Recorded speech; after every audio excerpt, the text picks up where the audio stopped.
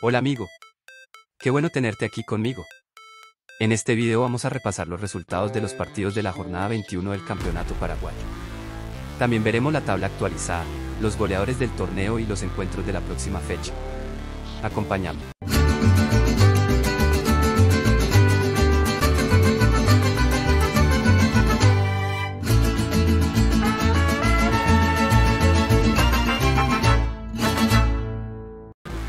Sportivo Trinidense derrotó a Cerro Porteño por 3-2.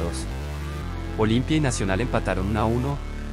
Guaraní recibió a Tacuarí y ganó 2-1. Libertad venció a Sol de América por 2-0. General Caballero visitó a Sportivo Ameliano y ganó 1-0. Y para cerrar la jornada, Sportivo Luqueño derrotó a 2 de Mayo por 2-1. Antes de mostrarte la tabla actualizada, deja tu like, suscríbete al canal y activa las notificaciones para recibir los videos en cuanto sean publicados.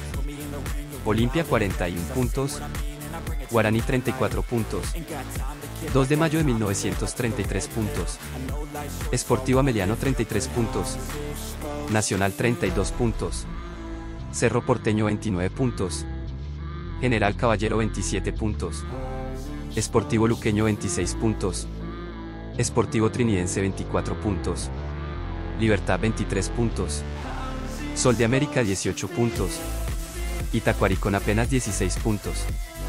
El goleador del campeonato es Brian Ayala, de 2 de Mayo, con 12 goles anotados.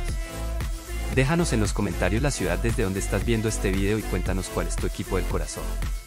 Vamos a repasar los partidos de la próxima jornada. They wanna say my name, but they holding back. They wanna say they hate, but they know it's cap. I ain't play no games, I just do that's fact. And I don't feel no shame, it's a mood you lack. I go crazy, nah, but I ain't lazy. Track after track, I work on the shit daily. Pass me the jack, right as fuel, got me hazy. No te olvides de dejar tu like y suscribirte al canal.